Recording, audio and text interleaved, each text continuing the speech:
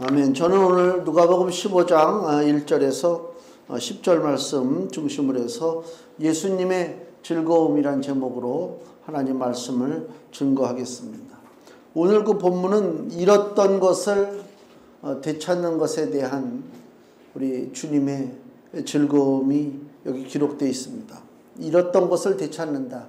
우리가 살면서 한두 번쯤은 아마 그 길을 좀 잃었던 경험들이 있을 거예요. 어렸을 때나 뭐 어른도 마찬가지지만은 어렸을 때 이제 길 잃어버리고 막 그냥 울면서 다니다가 어떻게 운이 좋아서 부모가 찾으면 그 삶은 그냥 그렇게 평탄한 거고, 많은 사람들이 예전에는, 지금은 모르겠는데 예전에는 길 잃어버린 아이들이 그렇게 많았어요. 이상하게 옛날에 왜 이렇게 길을 많이 잃어버렸는지. 옛날 길이 더 복잡한 것도 아닌데 옛날 길이 뻔하잖아요. 단순한데도 이상하게 길 잃어버려가지고 아이를 찾습니다. 뭐 그런 일들이 많잖아요. 그래서 애들 돌 대고 좀 크면은 목에다가 이렇게 이렇게 주소 같은 거, 이름 같은 거 적어서 목에다 매달고 그래요. 자기 스스로 찾는 경우는 없죠. 누가 이렇게 봐서 찾아주는 거죠. 저도 우리 어렸을 때, 진경이 그때 몇 살 때인가? 한 두세 살 좀 걸음마 할 때인가? 살 때인데, 광명시 살 때. 애가 안 보여. 애가. 그래가지고 온 집안이 막 난리가 나가지고 그냥 막 이리저리. 야, 못 찾았어. 우리가 못 찾았어요. 동네 꼬맹이가 찾아가지고 데려왔어요. 그거보다 조금 이제 언니지. 더 좀 큰 애가 찾아가지고 왔다니까. 그거 어떻게 되냐. 지멋대로 그냥 아무 데나 가고 있는 거야. 그냥 여기가 어딘지 분별이 되나. 그렇죠. 그게 운이 좋은 거죠. 만약 못 찾았으면은 그렇잖아요. 그러니까 이 잃어버렸던 것을 찾는 것에 대한 우리 하나님의 즐거움이 뭐냐? 바로 부모의 기쁨이거든요. 잃어버린 자식을 찾는 부모의 기쁨이 오늘 성경에 기록되어 있습니다. 얼마나 소중하냐. 그 사울이 이스라엘의 왕이 되기 전에 아버지가 그 암나귀를 잃어버렸어요. 그래가지고 그 아버지가 사울에게, 야, 내가 암나귀를 잃어버렸는데 네가 가서 좀 찾아와야 되지 않느냐. 그래서 사울이 그 종을 하나 데리고 암나귀를 찾아서 집을 나선 이야기가 나와요. 사무엘상에. 우리 읽었잖아요, 지난달에. 근데 결국은 실패했습니다. 암나귀 못 찾았습니다. 그리고 이제 사무엘 선지자를 만나서 이스라엘의 왕으로 기름 부음을 받아요. 그 장면을 제가 이렇게 보는데, 사울을 이스라엘의 초대왕으로 세우는데 왜 사울의 아버지가 암나귀를 잃어버리고 사울은 왜 그 암나귀를 찾지 못했을까? 왜 그것이 성경에 기록됐을까? 성경은 필요 없는 얘기가 없는데 묵상하다 보니까 그거예요. 사울은 이스라엘 왕으로 세움을 받기는 받았지만 이스라엘의 잃어버린 자를 찾아 구원시키는 구원자로 부름받은 것은 아니다. 사울왕은 40년 만에 하나님으로부터 버림을 받았어요. 하나님 앞에 불순종하고 자기 교만하고 악이 충만했기 때문에 결국 사울은 비참하게 죽임을 당하고 말았잖아요. 실패했단 말이에요. 그러니까 사울이라고 하는 왕을 볼 때 왕으로는 세움을 받았지만은 이스라엘의 구원자로서는 하나님께서 세운 것이 아니다. 하도 이스라엘 백성들이 사무엘 선지자에게 우리도 왕을 좀 달라 막 그랬잖아요. 왕을 달라고 그랬단 말이에요. 그래서 할 수 없이 세운 왕이 사울왕이단 말이에요. 그러니까 그 구원자의 역할을 기대할 수는 없죠. 결국 암나귀를 찾지 못한 장면이 사무엘상 9장에 기록되어 있는 것을 볼 수가 있습니다. 반대로 다윗이 사울왕에게 쫓겨서 피난살이할 때 시글락이라고 하는 곳에 자기 그 본고지를 뒀단 말이에요. 블레셋 땅인데 거기에 자기 가족도 있고 자기 부하들의 가족들도 있단 말이에요. 근데 다윗과 그 군대가 잠깐 자리를 비웠을 때에 그 아말렉 군대가 쳐들어와서 시글락에 사는 다윗의 가족과 부하의 가족들을 다 포로로 끌고 갔어요. 그 장면이 나와요. 통탄하지 막 울고 불고 난리가 났죠. 그때 다윗이 잃어버린 가족들을 찾아서 자기 군대를 이끌고 또 싸우러 가는 장면이 나오잖아요. 그럼 사울처럼 다윗은 잃어버린 자기 백성들을 찾는데 실패했느냐 성공했느냐. 사울은 암나귀도 찾지 못했지만 다윗 왕은, 그 당시에 다윗은 왕은 아니지만 다윗은 잃어버린 자기 백성을 찾는데 성공했다. 한 사람도 잃어버리지 아니했다고 성경은 기록하고 있습니다. 우리에게 뭘 가르쳐 줍니까? 다윗은 이스라엘의 2대 왕일 뿐만이 아니라 이스라엘의 영원한 구원자로서의 그림자로 우리에게 보여준 것입니다. 누구의 그림자로 보여주시는 것이냐? 예수 그리스도의 그림자다. 그래서 예수 그리스도의 세계라 예수님은 다윗의 후손으로 이 땅에 오셨잖아요. 그러니까 다윗을 통해서 하나님이 우리에게 보여주시는 것이 뭐냐? 잃은 자를 찾는데 실패함이 없는 우리 주 예수 그리스도의 모습을 우리에게 보여주고 있다, 그 얘기입니다.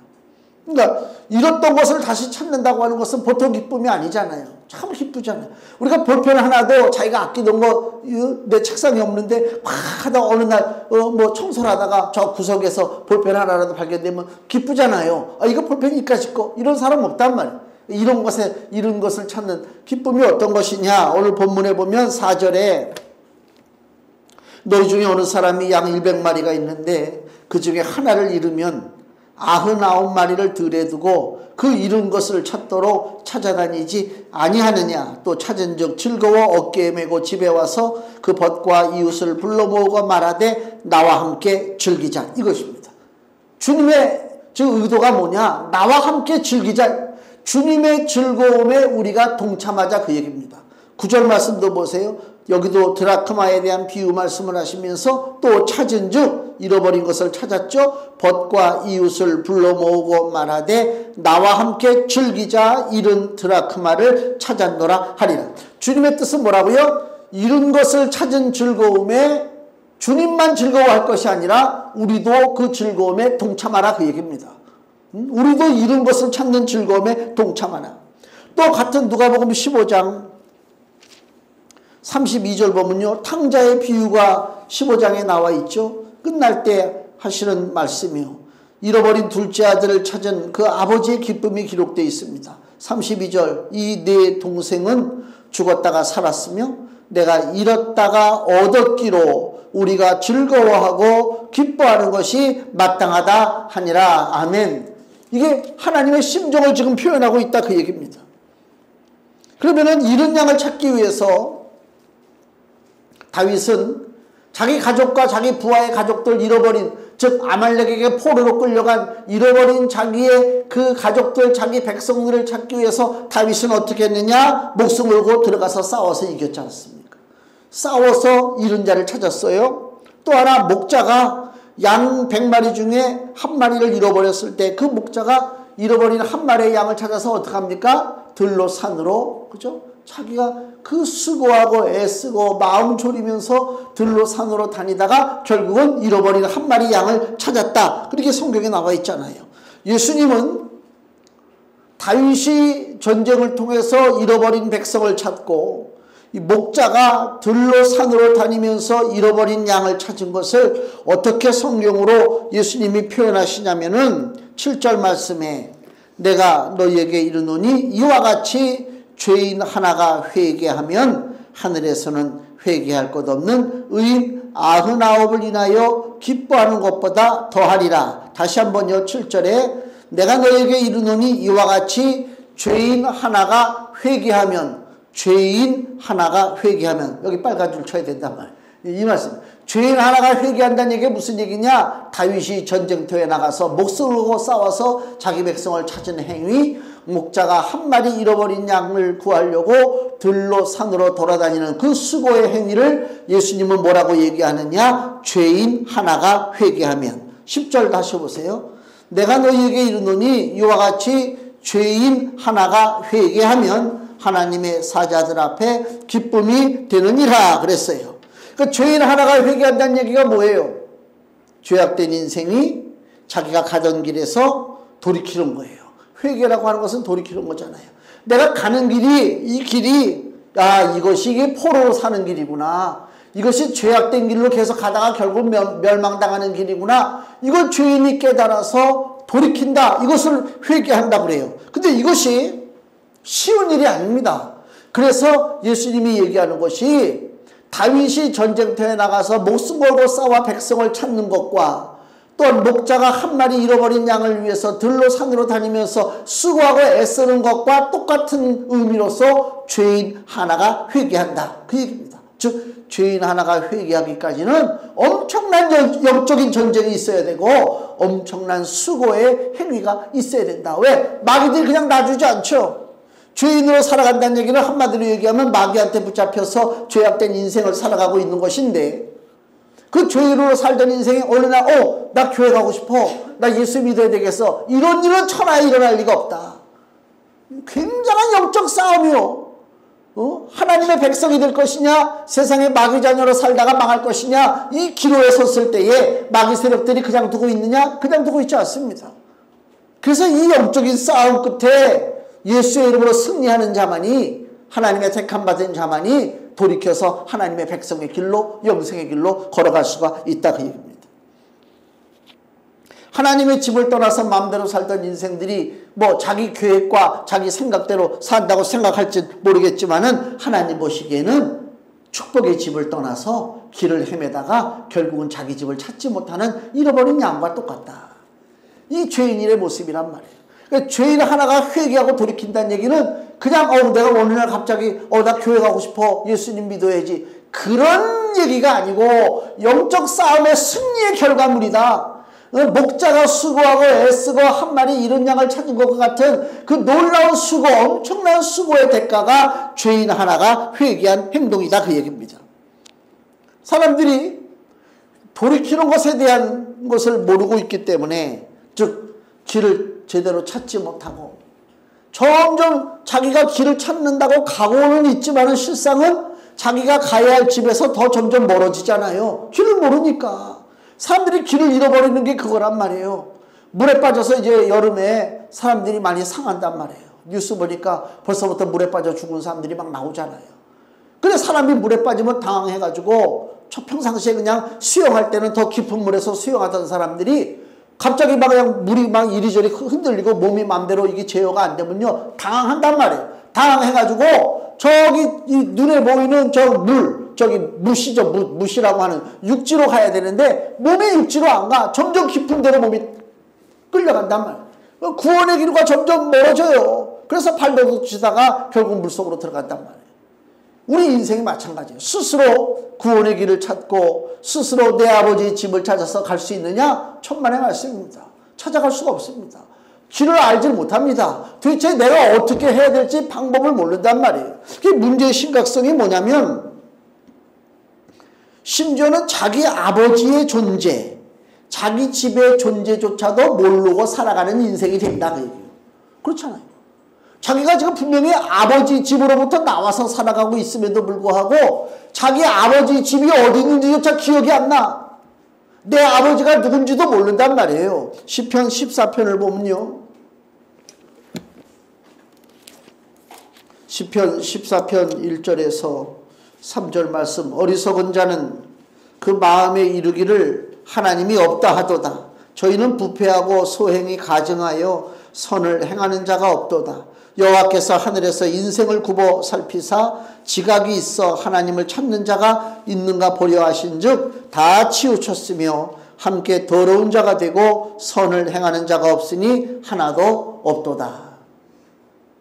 이게 잃어버린, 자기 집을 잃어버린 죄인의 모습입니다.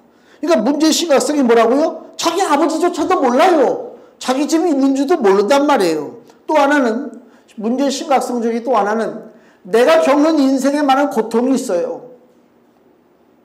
많은 환난과 육신의 어려움과 마음의 고통과 이런 뭐 인생에 찾아오는 많은 육신의 고난이 있는데, 그 고난의 원인이 무엇인지를 몰라요. 내 삶 속에 왜 고난이 올까? 내 인생에 왜 고통이 찾아올까? 뭔가 원인이 있어야 될 거 아닙니까? 원인 없이 생기는 게 없잖아요. 근데 그 원인, 내 인생의 고통의 원인이 무엇인지를 몰라요. 그래서 종교가 생기는 거예요. 그래서 우상 숭배가 벌어지는 거고, 그래서 점집이 생기는 거고, 그렇잖아요? 뭐 이상한 철학들이 생기는 거란 말이에요. 아버지 집을 떠난, 여기 같은 누가복음 15장에 둘째 아들이 나오잖아요. 예수님이 그 탕자의 비유를 하시는데, 아버지 집을 떠난 이 둘째 아들의 고난을 보세요. 가지고 나온 돈 다 까먹고 이제 먹을 것이 없어가지고 돼지 먹는 열매조차도 먹지 못하는 그 고난 속에 살아가고 있지 않습니까? 우리는 그 둘째 아들이 당하는 고난의 원인이 뭔지를 알아요. 그 둘째 아들이 당하는 고난의 원인이 무엇입니까? 아버지 집을 떠났기 때문에 그런 거 아닙니까? 그냥 아버지 집에 그냥 가만히만 있어서 아버지가 시키는 것만 하고 살면 이 둘째 아들은 고난받을 일이 없어요. 간단하죠? 우리 인생도 마찬가지입니다. 복잡한 거 아닙니다. 많은 사람들이 고난을 겪고 문제 가운데 시달리고 산단 말이에요. 문제의 원인이 뭐냐? 다른 것에서 원인을 찾으려고 하지 마세요. 내가 열심을 내지 않은 것인가? 내가 운이 나쁜 것인가? 난 지지리도 복이 없는 인생인가? 그건 다 귀신이 하는 소리고, 진짜 인생의 문제는 뭐냐? 하나님 아버지 집을 떠났기 때문에 인생에 진짜 문제가 생긴다, 그 얘기예요. 그걸 먼저 분명히 깨달아야 된단 말이에요. 그러다 보면 뭐예요? 내가 스스로 나를 자학하지 않아요. 내가 스스로 낙심에 빠지지 않는다니까. 왜? 문제가 있으면 이 스스로 내 아버지 집으로 달려가면 되지. 하나님께 맡기면 되는 거지. 그걸 벗어나지 못하니까 우리 인생이 너무 비참해지는 거란 말입니다. 창세기 3장에 보면요, 아담과 하와가 먹지 말라고 하는 선악과를 먹고 쫓겨나는 이야기가 나오잖아요. 쫓겨나는 얘기가. 창세기 3장 17절, 아담에게 이르시되 하나님이 이제 아담을 징계하시는데, 내가 네 아내의 말을 듣고 내가 너더러 먹지 말라 한 나무 실과를 먹었은즉 땅은 너로 인하여 저주를 받고 너는 종신토록 수고하여야 그 소산을 먹으리라. 수고하는 인생이 됐단 말이에요. 땅이 내게 가시덤불과 엉겅퀴를 낼 것이라. 이 얘기는 뭐예요? 수고하고 애써도 거둘 것이 없다, 그 얘기입니다. 인생의 고난입니다. 너희 먹을 것은 밭의 채소인즉 네가 얼굴에 땀이 흘러야 식물을 먹고 필경은 마지막은 흙으로 돌아가리니 그 속에서 내가 취함을 입었음이라. 너는 흙이니 흙으로 돌아갈 것이니라 하시니라. 아멘. 아담과 하와에게 이제 닥친 고난이 있어요. 수고하고 땀 흘리고 결국은 죽음의 고통에서 벗어날 수 없는, 가시덤불과 엉겅퀴만 거둘 수밖에 없는 그 인생의 고난이 있단 말이에요. 그들의 인생의 고난의 원인이 뭐라고요? 하나님 아버지를 거역했기 때문에 아버지 집을 떠났다, 그 얘기입니다. 그 문제의 원인은 간단한 거예요. 결국 저주받은 인생으로 산다는 것입니다. 그럼 이 문제를 해결하려면 어떻게 해야 되느냐? 간단합니다. 마태복음 4장, 예수님이 오셔서 외치시는 말씀을 보시면 돼요. 마태복음 4장 17절에 이때부터 예수께서 비로소 전파하여 가라사대 회개하라, 천국이 가까웠느니라 하시더라. 회개하라는 것입니다. 돌이키라는 것입니다. 지금까지 잘못된 길을 가고 있음을 내가 인정해야 되는 거예요. 아, 내가 살았던 이 삶의 방식이 잘못됐구나. 그걸 빨리 인정하고 내 아버지 집에 가는 길을 사모해야 돼. 내가 스스로는 아버지 집에 가는 길을 찾지 못해요. 찾기를 사모해야 돼. 하나님, 나에게 길을 좀 보여주세요. 사모하는 마음이 있어야 된단 말입니다. 그 다음에는요, 문제를 해결하기 위해서는 나에게 주신 하나님의 놀라우신 이름이 있는데, 그 이름이 뭐냐? 바로 예수 그리스도의 이름입니다. 그 이름을 내가 사용하는 것입니다. 나를 언제까지 붙잡고 있는, 그죠? 붙잡고 있는 이 사단의 세력이 그냥 놔줄 리가 없어요. 그렇잖아요. 마귀의 세력이 나를 그냥 놔줄 리가 없다니까. 그러면 그 마귀의 세력과 싸워야 되는데 내가 뭘 가지고 싸웁니까? 내가 배운 무슨 지식, 경험, 뭐 조금 가지고 있는 뭐 돈, 세상 권세, 그거 가지고 마귀하고 싸웁니까? 마귀가 그거 무서워합니까? 마귀가 예수님을 시험할 때 마태복음 4장에 뭐라고 그래요? 너 나에게 절하라. 그럼 내가 천하의 권세와 영광을 너에게 주리라. 이 모든 것은 이미 내 것이다. 마귀가 그러지 않습니까? 천하의 영광과 권세가 다 마귀 것인데 우리가 그 마귀하고 싸우는데 알량한 권세 가지고 싸웁니까? 주머니 뭐 몇 푼 안 되는 돈 갖고 싸웁니까? 마귀하고? 마귀가 무서워할 것이 세상에 없어요. 오직 유일하게 마귀가 무서워하는 것이 있는데, 빌립보서 2장 9절에서 10절 말씀, 이러므로 하나님이 그를 지극히 높여 모든 이름 위에 뛰어난 이름을 주사 하늘에 있는 자들과 땅에 있는 자들과 땅 아래에 있는 자들로 모든 무릎을 예수의 이름에 꿇게 하시고, 아멘. 예수의 이름 앞에 무릎 꿇도록 하나님께서 만들어 주셨다. 그리고 그 예수의 이름을 우리가 사용해야 된다, 그 얘기입니다. 그리고 이 문제의 해결책은 또 뭐냐? 예수가 나의 주님 되시고 나의 목자 되심을 믿는 거예요.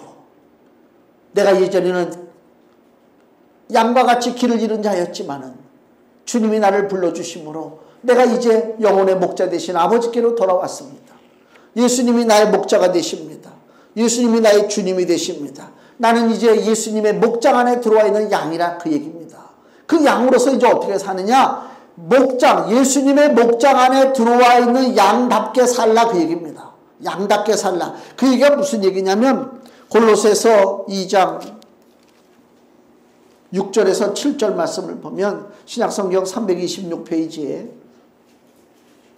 신앙생활 열심히 하라 그 얘기인데 골로새서 2장 6절에서 7절 그러므로 너희가 그리스도 예수를 주로 받았으니 주님으로 믿었으니 그 안에서 행하되 그 안에 뿌리를 박으며 세움을 입어 교훈을 받은 대로 믿음에 굳게 서서 감사함을 넘치게 하라 그 얘기입니다. 즉 흔들리지 말라 그 얘기입니다. 오직 예수님 그 믿음 신앙 안에 뿌리를 내리고 그 예수님으로부터 우리가 받은 그 믿음의 말씀을 놓치지 말고 그냥 한 번 듣고 흘려버리는 말씀이 아니고요.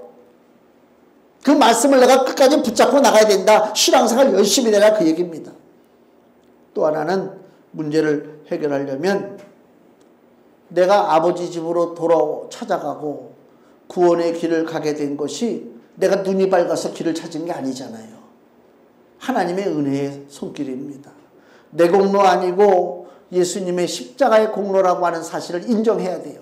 그러니까 쉽게 얘기하면 누누이 말씀드리지만 교회에서는요 잘난 사람이 없어요. 큰 교회 가보면요 앞에 좌석들 이렇게 보면 거기는 특별한 좌석이 아무나 못 앉아요. 귀한 비싼 좌석이에요. 앞에 좌석은. 내가 예전에 총련 때 그 앞에 좌석 뭣도 모르고 성찬 때 앉았다가 얼마나 내가 그냥 난 몰랐어. 왜 사람들이 나를 왜 쳐다보나. 네가 왜 그 자리에 앉아. 그 얘기입니다. 그게 잘못됐다. 그게 잘못됐다. 교회 안에 잘나고 못난 게 어딨어. 지가 잘나서 지 발걸음으로 와가지고 예수님 믿어 구원받은 사람 있으면 나와보라고 그래. 한 사람도 없어요. 너희가 은혜로 인하여 믿음으로 말미암아 구원을 얻었나니 에베소서 2장 8절에 이것은 네 행위에서 난 것이 아니라 자랑치 못하게 하려 함이라. 자랑하지 말라 그 얘기입니다. 은혜로 인하여 믿음으로 말미암아 구원받았다 그 얘기란 말입니다. 그걸 우리가 빨리 깨달아 알아야 되는 것입니다. 십자가를 통해서 우리가 생명의 길을 찾았습니다. 금주의 말씀을 보세요. 베드로전서 2장 24절 같이 읽겠습니다. 친히 나무에 달려 그 몸으로 우리 죄를 담당하셨으니 이는 우리로 죄에 대하여 죽고 의에 대하여 살게 하려 하심이라. 저가 채찍에 맞음으로 너희는 나음을 얻었나니. 아멘. 이게 바로 예수님의 십자가의 고난을 우리에게 설명해 주고 있는 것입니다. 예수님께서 십자가에서 고난받으셨기 때문에 생명의 길이 열렸어요. 우리에게 구원의 길이 열렸다 그 얘기입니다. 자, 구약성경의 에스겔 34장을 보시면요. 에스겔 34장 11절에서 12절 말씀, 구약성경 1205페이지에 나 주 여호와가 말하노라. 나 곧 내가 내 양을 찾고 찾되 목자가 양 가운데 있는 날에 양이 흩어졌으면 그 때를 찾는 것 같이 내가 내 양을 찾아서 흐리고 깜깜한 날에 그 흩어진 모든 곳에서 그것들을 건져낼지라. 주님이 목자가 되셔서 잃어버린 양들을 건져내신다. 왜 그럼 이렇게 잃어버린 양들을 건져내시려고 주님이 애를 쓰실까? 잃어버린 것이 돈으로 가치가 있어서 아까워서 그게 아니고요. 에스겔 34장 14절에서 16절 말씀 보시면 좋은 꼴로 먹이고 그 우리를 이스라엘 높은 산 위에 두리니 그것들이 거기서 좋은 우리에 누워 있으며 이스라엘 산 위에서 살찐 꼴을 먹으리라. 나 주 여호와가 말하노라. 내가 친히 내 양의 목자가 되어 그것들로 누워 있게 할지라. 그 잃어버린 자를 내가 찾으며 쫓긴 자를 내가 돌아오게 하며 상한 자를 내가 싸매어주며 병든 자를 내가 강하게 하려니와 살찐 자와 강한 자는 내가 멸하고 공의대로 그것들을 먹이리라. 아멘. 하나님께서 왜 우리를 잃어버린 그 양들을 찾아 구원하시려고 하느냐? 양들을 좋은 꼴로 먹이시고 보호하시고 치료하시고 축복해 주시려고 그러신다 그 얘기입니다. 그러시면서 이 에스겔 34장 16절 끝에 뭐라고 그래요? 살찐 자와 강한 자는 내가 멸하고 하나님 없이도 살 수 있다라고 교만 떠는 인생들은 하나님이 심판하신다, 그 말씀을 하고 있다, 그 얘기입니다. 또 에스겔 34장 23절, 내가 한 목자를 그들 위에 세워 먹이게 하리니 그는 내 종 다윗이라. 그가 그들을 먹이고 그들의 목자가 될지라. 나 여호와는 그들의 하나님이 되고 내 종 다윗은 그들 중에 왕이 되리라. 나 여호와의 말이니라. 아멘. 한 목자를 세우신다. 다윗이라. 여기 구약은 이렇게 설명하고 있는데 요한복음 10장을 보시면 예수님이 뭐라고 선포하시느냐. 요한복음 10장 14절에서 15절 말씀. 나는 선한 목자라. 내가 내 양을 알고 양도 나를 아는 것이. 예수님이 요한복음의 10장에 나는 선한 목자라고 하는 선포를 하는 그 배경이 뭐라고요? 에스겔 34장 우리가 읽었지만 목자를 세우신다는 하나님의 메시지에 연결되는 거예요. 그 구약에 선포된 이스라엘의 목자가 누구냐? 요한복음 10장 14절에 나는 선한 목자라. 내가 내 양을 알고 양도 나를 아는 것이 아버지께서 나를 아시고 내가 아버지를 아는 것 같으니 나는 양을 위하여 목숨을 버리노라. 아멘. 이거 하나님의 은혜란 말입니다. 그러니까 우리가 이러한 지금 선포된 이 성경의 진리를 우리가 믿음으로 받아들여야 돼요. 믿음으로. 그냥 옛날 이야기 듣듯이 스쳐 지나가서 그냥 그런 이야기는 아무 소용이 없어요. 마음밭에 이것을 받아야 된다면 마음밭에. 믿음이 자라려면요. 선포되는 말씀의 씨를 우리가 아멘으로 믿음으로 받아들이고 그걸 믿어야 돼요. 그 믿음의 예를 보면요. 이런 장면을 제가 읽었어요. 열왕기하인가? 열왕기하 6장에 보니까 엘리사 선지자 때에 선지 생도들이 집을 짓는다고 도끼질을 해요. 나무를 벤다고 도끼질을 하는데 도끼가 그 자루에서 빠져가지고 그 요단 강물에 빠져버렸다고. 그러니까 그 도끼질 하던 사람이 아이고 선생님 이거 도끼가 물에 빠졌어요. 이거 내 것도 아니고 이거 빌려온 것입니다. 그런 장면이 나와요. 근데 엘리사가 뭐라고 그래요? 그래 빠졌느냐? 나뭇가지를 가져오라. 이 열왕기하 6장에 나오는 장면이에요. 나뭇가지를 가져와서 나뭇가지를 잘라서 물에다 던져요. 그러니까 그 쇳덩어리 도끼가 올라와요. 그걸 믿습니까?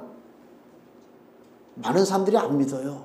그래서 어떻게 해석하냐면 나뭇가지로다가 이렇게 거기다 막 이렇게 휘젓고 그래가지고 어떻게 그 도끼 구멍에다가 자루가 빠진 구멍에다가 나뭇가지를 이렇게 꽂아가지고 끄집어냈다. 이렇게 해석들 많이 하죠.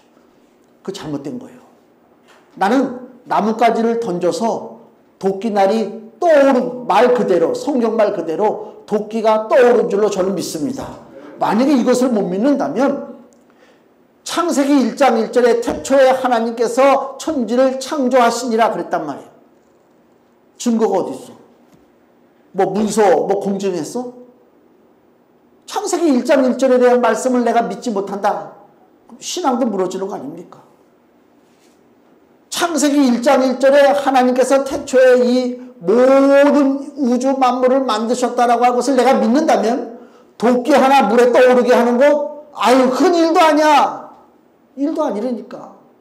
근데 도끼가 떨어져서 나뭇가지 던졌는데 떠올랐다. 이걸 못 믿는다면 태초에 하나님이 천지를 창조하셨다는 것을 믿는다는 건 거짓말이고 2000년 전에 골고다 언덕에 세워진 십자가에서 예수가 흘리신 피가 나를 구원했다? 이걸 어떻게 믿어? 그렇잖아요. 믿음은 연결돼 있다. 믿음은 연결돼 있다.